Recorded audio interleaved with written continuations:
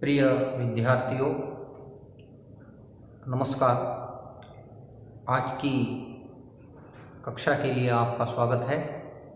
आज मैं फिर सूखी डाली एकांकी का तीसरा जो भाग आपके सामने लेकर के आया हूँ। पहले दृश्य के अंत में हमने देखा कि घर के अंदर बेला आ जाने के बाद में सारे लोगों को उससे परेशानी हो रही है। इंदु सारे अपने घर वालों को बताती है कि परेश की बीवी बेला आने के बाद घर के अंदर हलचल मच गया है। वो अपने पिताजी के घर के सामने किसी का घर मानती ही नहीं है, अपने मायके के घर को ही बड़ा मानती है। तो ये बात अभी वहाँ पर चल रही है और घर के सारी स्त्रियों को अभी इसके बारे में जानकारी हो गई है। तो अभी दूसरा जो दृश्य है एकांकी का, उसमें अभी दादाजी को ये बात पहुँचती है। कैसे पहुँचती है और दादाजी इसके बारे में क्या निर्णय लेते हैं, ये दूसरे अभी दृश्य में आने वाला है। तो इसको अभी मैं बताने के लिए जा रहा हूँ।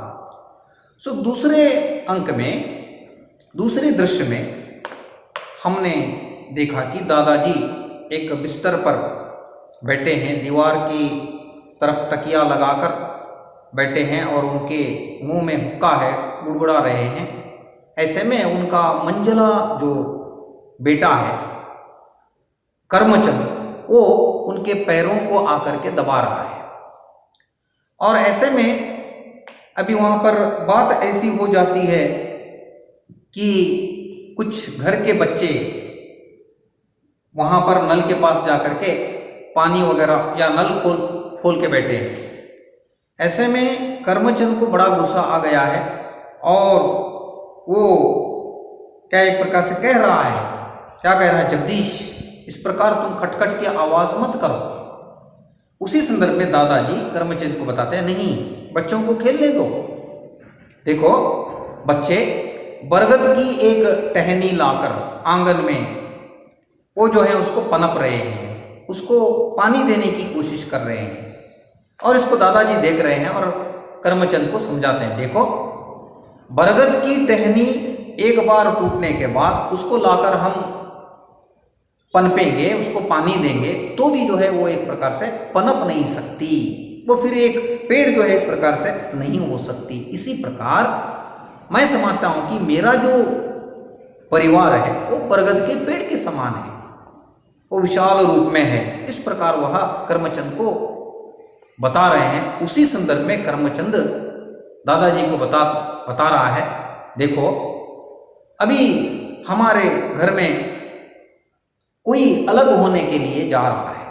तो दादाजी को आश्चर्य होता है, अरे कौन अलग होने के लिए जा रहा है?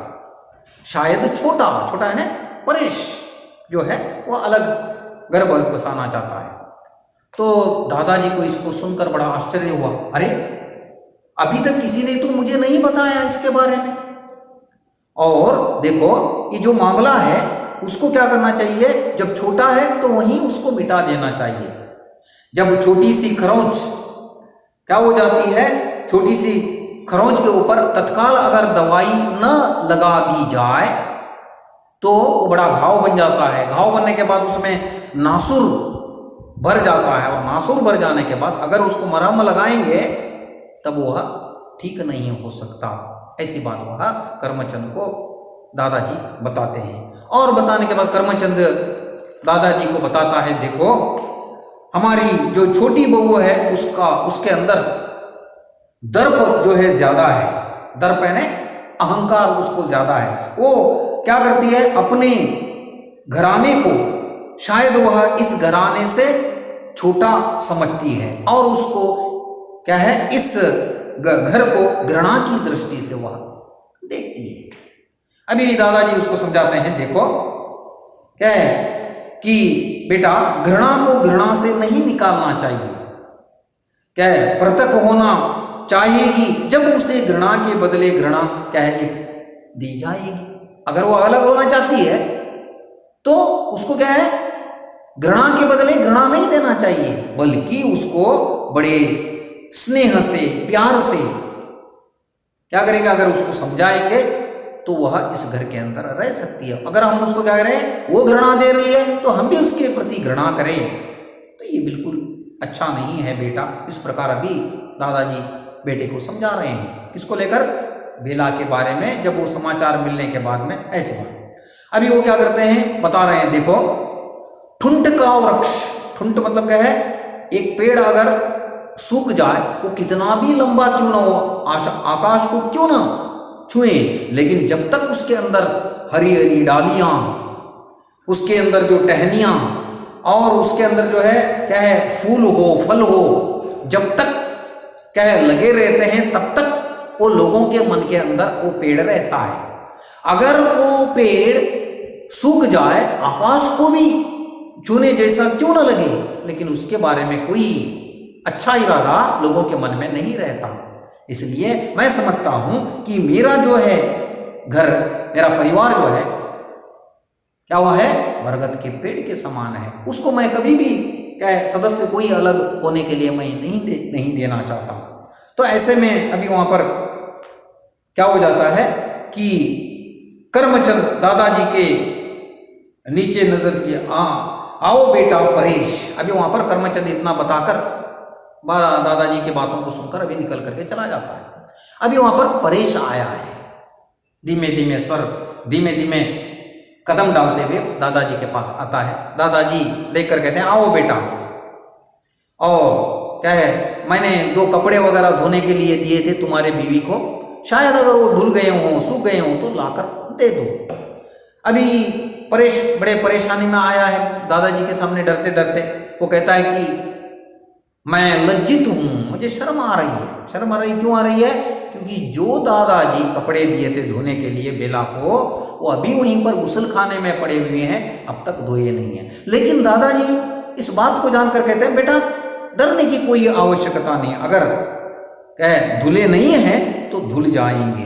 तुम अभी क्या करो, इधर आकर के बैठ जाओ, यहाँ आकर के तुम बैठो, क्योंकि मैं तुम्हें बुलाने ही वाला था, क्योंकि मुझे एक समाचार जो है एक प्रकार से मिल गया है कि क्या कर्मचंद ने मुझे बताया कि तुम्हारी बीवी ने वो मलमल के क्या अबरे या मलमल के थान या रजाई को पसंद नहीं किए।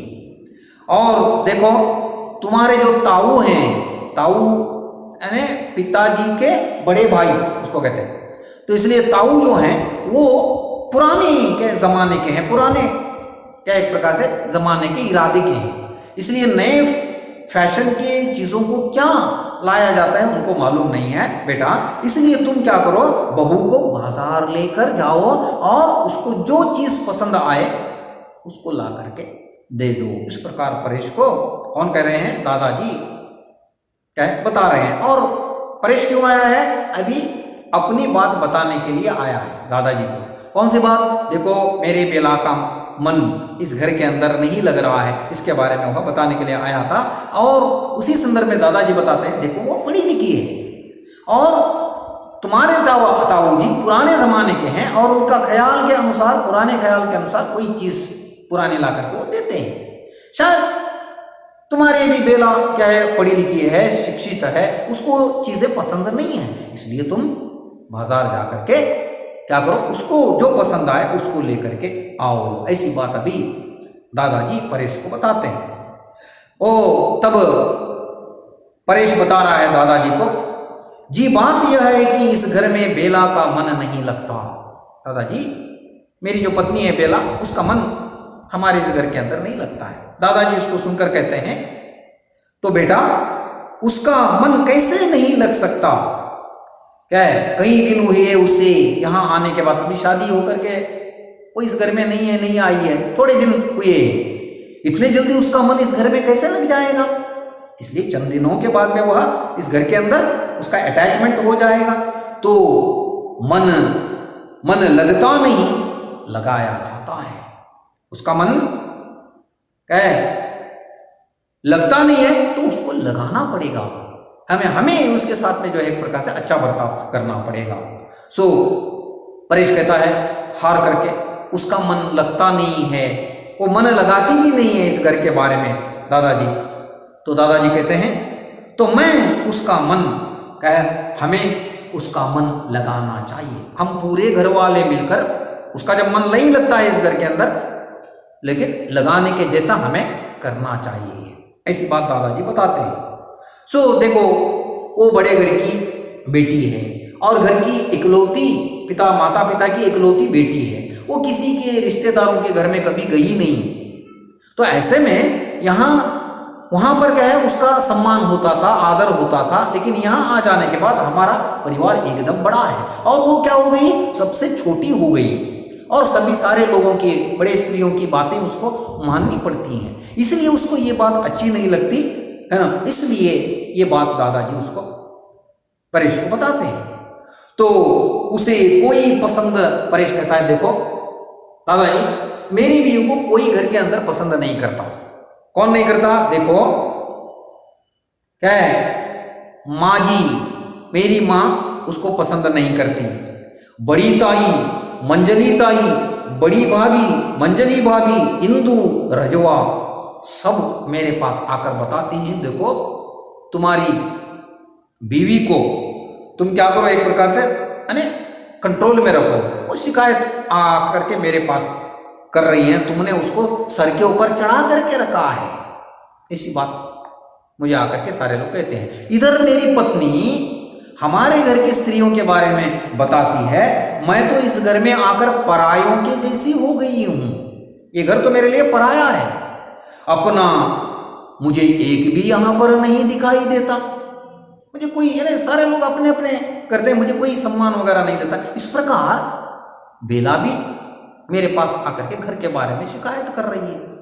तो ये बात अभी परेश दादाजी को बताता है। तब दादाजी फिर परेश कहता है बात यह है कि वह आज़ादी चाहती है, मेरी बीवी आज़ाद चाहती है और दूसरे उसके बीच में आकर हस्तक्षेप ना करें, दूसरों की आलोचना भी उसको, मेरी बीवी को पसंद नहीं है। तो इस बात को सुनकर दादाजी कहते हैं तो क्या है, उसकी आलोचना करना, उसे आदेश देना अपना कर्तव्य समझते हैं। हमारे घर की स्त्रियां बेला को छोटी बहू समझकर उसके ऊपर अपना अधिकार चलाती हैं, अपना आदेश देती हैं, ये वो लोग समझते हैं, लेकिन ये हमारी छोटी बहू को अच्छा नहीं लग रहा है। तो परेश कहता है देखो वह जा करके अभी अलग गृहस्थी बसाना चाहती है। दादाजी मेरी बीवी भी घर के अंदर ऐसा माहौल देख करके वो अपना अलग घर जा करके बसाना चाहती है, अलग रहना चाहती है। और दादाजी आप जो बाग वाला मकान, बाग के अंदर जो एक मकान जो है बनाया हुआ खाली पड़ा है ना, अगर उसको दे देंगे दादाजी तो मैं जाकर मेरी बीवी वहाँ जाकर रह सकते हैं और मैं भी चंद दिनों तक यहाँ पर रहूँगा, उसके बाद मेरा भी तबादला है ट्रांसफर, मेरा ट्रांसफ़र हो जाएगा, तब तक अगर आप मुझे हमें रहने के लिए दे देंगे तो मैं बीवी को ले जाकर वहाँ पर क्या एक प्रकार से रह सकता हूँ। सो क्या है, इस उसकी उद्विग्नता, अन्य मनस्कता और तिलमिलाहट में उसकी यही एक इच्छा है दादाजी। इस प्रकार परेश अपनी बीवी की शिकायत जाकर के दादाजी के सामने कहता है, क्योंकि एक घर अलग जो पड़ा हुआ है उसको आप दे दीजिएगा। दादाजी इसको सुनकर कहते हैं बेटा देखो अगर मकान दे दिया जाए वह पड़ा भी बेकार है। आप समझते हो घर हमारे बगीचे में खाली पड़ा है और मैं जाकर के दादाजी को बताऊंगा तो दादाजी मुझे दे देंगे, इस दृष्टि से तुम मेरे पास आए हो, लेकिन मेरे जीते जी जब तक मैं जिंदा हूं तब तक मैं ऐसा करने के लिए नहीं दूंगा। अर्थात मैं तुम्हें हो या तुम्हारी बीवी को हो, वो जो खाली मकान जो खाली पड़ा है उसको मैं देने वाला नहीं हूं। ये बात तुम जो है अपने मन से निकाल दो। बेटा बात ऐसी है कि मैं अपने परिवार को एक वटवृक्ष के समान समझता हूँ। वट यानी बरगद के पेड़ समझता हूँ। उसके अंदर अलग अलग प्रकार की डालियां खूब डालियां लगी रहती हैं, पत्ते लगे रहते हैं। तो ऐसे में मेरा एक परिवार भी जो है विशाल बरगद के पेड़ के समान है। उसको मैं कभी भी जो है एक प्रकार से एक डाली उसकी टूट कर अलग होने के लिए मैं कभी भी देने वाला नहीं हूं। इसलिए जीते जी यह सब न होने दूंगा। जब तक मैं जिंदा हूं तब तक मैं अलग होने की बात मैं एक प्रकार से होने के लिए नहीं दूंगा। इसलिए कोई उसका समय नष्ट करे तो बात ऐसी है, तिरस्कार साहस होगा घर में किसी का तुम्हारी पत्नी के साथ अभी तिरस्कार होने वाला। देखिए बेटा अभी तुम्हारी बीवी को जो लोग घर के अंदर तिरस्कार कर रहे हैं, उसका विरोध कर रहे हैं, आईना कभी भी ऐसा होने वाला नहीं। ऐसा मैं माहौल बनाने वाला हूं। मैं सारे लोगों को बुलाऊंगा, उनको समझाऊंगा और दूसरे दिन से वो कभी भी ऐसा नहीं करेंगे। तुम उसके बारे में चिंता ना करो, मैं ये जिम्मेदारी अपने ऊपर ले लेता हूं। ऐसी बात अभी दादाजी परेश को समझा करके कहते हैं। तो क्या है, तुम अभी जाने के बाद इस बात के बारे में तुम जाकर के बीवी को भी नहीं बताना, बीवी के ऊपर गुस्सा भी नहीं होना, और तुम उसको ले जाकर के बाजार जाकर के क्या करो, अच्छी चीज ला करके उसको दे दो। उसको हमेशा खुश रखना, कोई बात वगैरह नहीं बताने का, बाकी का जो कुछ भी है मैं संभाल लूंगा। ऐसी बात अभी दादाजी परेश को बताते हैं और परेश इस बात को सुनकर अभी निकल करके वहां से चला जाता है। दादाजी अभी हुक्का गुड़गुड़ाते रहते हैं। उसी संदर्भ में वो क्या करते हैं, रजवा है ना, घर की जो नौकरानी है उसको बुलाते हैं। रजवा इधर आओ, और जाकर के घर के अंदर जितनी भी स्त्रियां हैं हमारी, तो उन सारे लोगों को इसी समय उनको बुलाकर लाओ। किसको छोड़कर? छोटी बहू को, अर्थात बेला को छोड़कर बाकी जितने भी स्त्रियां हैं उनको बुलाओ, इधर मेरे पास बुलाओ, मैं उनसे कुछ बात करना चाहता हूं। अभी रजवा गई, जाकर के सारे लोगों को बुलाती है। बुलाने के बाद में अभी इंदु भी वहां पर गुसल स्नान गृह में कपड़े वगैरह धो रही थी, उसको भी जाकर आवाज देती है, और वो भी सारे आकर के अभी वहां पर बैठते हैं। रजवा उनको चटाई देती है और वो वहां पर एक प्रकार से बैठ जाते हैं। अभी बैठ जाने के बाद अभी वहां पर क्या होता है, दादाजी अभी समझा रहे हैं सारे घर की स्त्रियों को वगैरह। देखो, मैंने आज तुम्हें एक खास अभिप्राय से बुलाया है कि मुझे यह सुनकर बहुत बड़ा दुख हो गया कि हमारी छोटी बहू का मन यहां पर नहीं लग रहा है। मुझे बड़ा दुख हुआ इस बात को जानकर। तभी दादाजी फिर सारे स्त्रियों को कहने लगे, मुझे यह जानकर बड़ा दुख हुआ कि छोटी बहू का मन यहां पर नहीं लगा। दोष उसका नहीं, दोष हमारा है। छोटी बहू का कोई दोष नहीं है इसके अंदर, दोष हम लोगों का है। वह एक बड़े घर की बेटी है और अत्यधिक पढ़ी लिखी है, सबसे आदर पाती और राज करती। अपने मायके के घर के अंदर सभी को, उसको सारे लोग आदर देते थे, सम्मान करते थे, और क्या है, वो राज करती थी। रिश्तेदारों के यहाँ पर भी कभी वो गई नहीं, लेकिन यहाँ आने के बाद हमारे घर के अंदर वो सबसे छोटी हो गई, छोटी बहू कहलाने लगी। सारे लोग आप लोग क्या करने लगे, उसके ऊपर अधिकार जमाने लगे। ये उसको पसंद नहीं है, उसे क्या है, हर एक से दबना पड़ता है। यहां आने के बाद उसको सारे लोगों से दबना पड़ रहा है, हर एक का आदेश उसको मानना पड़ता है। यहां उसका व्यक्तित्व दबकर रह गया है, इसलिए उसको बुरा लगता है कि मैं सारे लोगों की बात नहीं सुनूं। इसलिए वो उसके मन में बात आई कि मैं थोड़ा अलग हो जाऊं, स्वतंत्र हो जाऊं, ऐसी बात। देखो, कोई जो है एक प्रकार से उम्र से कोई बड़ा नहीं होता। जिसके अंदर अक्ल होती है, बुद्धि होती है, जिसके अंदर योग्यता होती है, वही बड़ा होता है। इसलिए देखो, हमारे घर में एक छोटी बहू आई है, सुशिक्षित है, पढ़ी लिखी है, हम उसका क्या है, उससे क्या है, कुछ सीख लें, उससे जो है कुछ समझ लें। लेकिन उसका निरादर करना, उसकी शिकायत करना अच्छी बात नहीं है। वो क्या है, उम्र से हमारे से बड़ी नहीं है, लेकिन बुद्धि से क्या है, शिक्षा से वो हमसे बड़ी है। इसलिए उसका आदर सभी लोगों को करना पड़ेगा।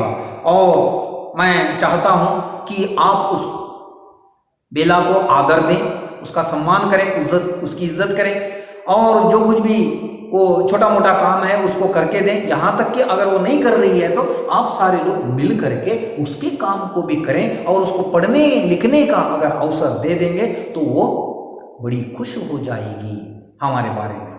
इसलिए मैं चाहता हूँ कि आज आपको एक खास उद्देश्य से बुलाया कि ऐसा ही एक अच्छा वातावरण निर्माण घर के अंदर होना चाहिए और उसकी बेला की इज्जत होनी चाहिए। ऐसी बात दादाजी अभी सारी स्त्रियों को बुला करके कहते हैं और फिर वही बात कहने लगे, देखो कि मेरा परिवार एक बरगद के पेड़ के समान है, उसकी कोई भी डाली टूटकर अलग ना हो जाए, इस प्रकार मैं अपने घर को चलाना चाहता हूँ। सो अगर एक डाली टूट गई तो समझ लो कि मेरा परिवार बिखर जाएगा। इसलिए मैं आप खास करके आप सारे लोगों को बुलाऊं, यदि क्या अगर आइंदा कल से कोई उसकी शिकायत कोई करेगा, उसके बारे में कुछ बताएगा तो क्या हो जाएगा, इसके बाद मैं इस घर से कोई नाता नहीं रख करके लूँगा।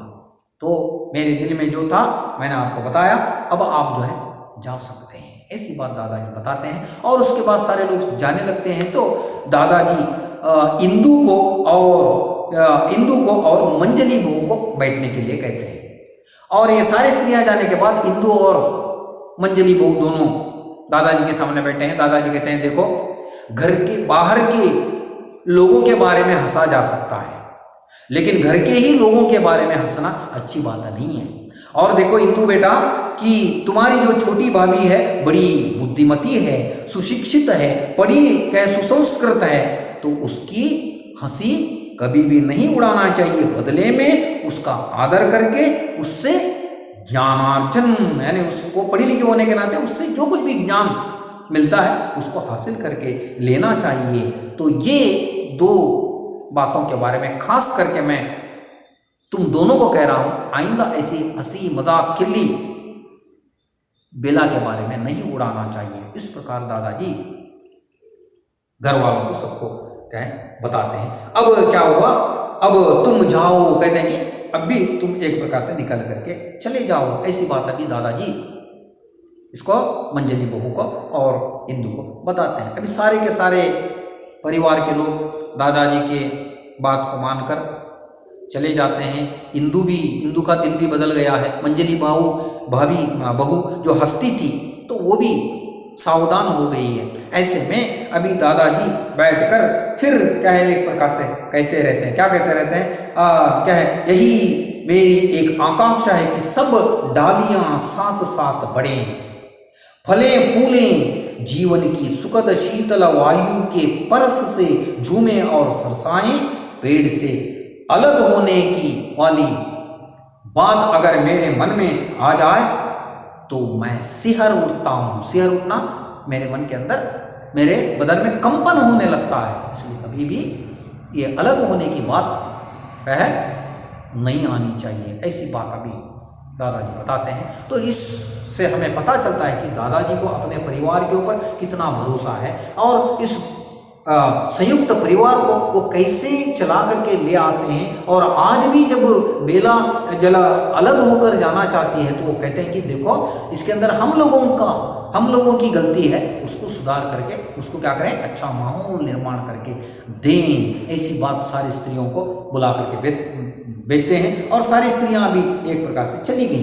तो अभी इंदु जा रही है, जाते समय दादाजी कहते हैं, दादाजी मुझे क्षमा कर दो, हम लोग आइंदा आपको बेला के बारे में कोई शिकायत हम लोगों से नहीं सुनाई देगी। इस प्रकार वादा करके वो भी चली जाती है। अभी वहाँ पर दादाजी बैठकर सोच रहे हैं और सोते समय वहाँ पर क्या हो गया है, भाशी जो घर के बच्चे हैं, भाशी, मल्लू, जगदीश, आओ आज तुम्हें मैं एक कहानी सुनाना चाहता हूँ बरगद के पेड़ और उसके बच्चों की। दादाजी घर के बच्चों को बुला करके कहते हैं, देखो मैं आज एक तुम्हें कहानी सुनाने के लिए जा रहा हूँ।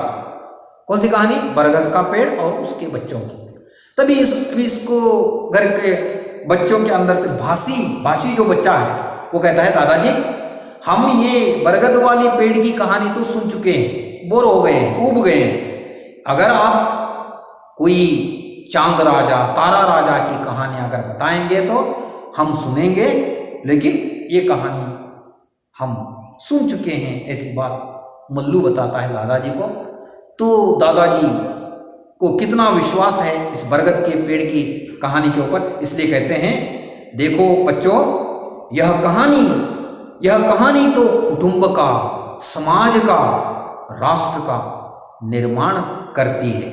यही तो जीवन को सुदृढ़, विशाल और महान बनाने वाली कहानी है। इस प्रकार दादाजी को अपने बरगद के पेड़ की कहानी, अर्थात अपना परिवार जो है बरगद के पेड़ के समान है, और उसी परिवार को मैं फूल के समान खिले हुए मैं उसको आगे लेकर के जाना चाहता हूँ, चलाना चाहता हूँ। तो ऐसे एक बड़े दृढ़ संकल्प के साथ, विश्वास के साथ कहें सारे लोगों को बताकर एक अच्छा अनुकूल वातावरण घर के अंदर निर्माण करना वो चाहते हैं, और सारी स्त्रियों को बताते हैं। और सारी स्त्रियां अभी क्या हो जाती है कि दादाजी की बात को मानकर दूसरे दिन से क्या करती हैं, बेला को आदर, सम्मान, इज्जत देने लगी है। यहाँ तक कि छोटी भाभी अर्थात बेला की सास, अन्य स्त्रियां जब बेला के पास आती हैं तो क्या करती हैं, वो खड़ी खड़ी उनसे बड़े नरमियत से बात करने लगते हैं। बेटा तुम्हारा ये काम है तो हम लोग करती हैं, बेटा तुम्हारा ये काम है तो हम लोग करती हैं। तो और छोटी भाभी ये भी बता रही हैं कि देखो तुमने जो कुछ भी फर्नीचर बाहर निकाल करके रखे कमरे के बाहर, अच्छा है, कोई बात नहीं है, हम उसको दूसरे फर्नीचर वगैरह ला करके देंगे। ऐसी बात बड़े नरमियत के साथ सारी स्त्रियां बेला के साथ में कर रही हैं। तो इसको देखकर बेला को भी आश्चर्य होने लगता है। अरे कल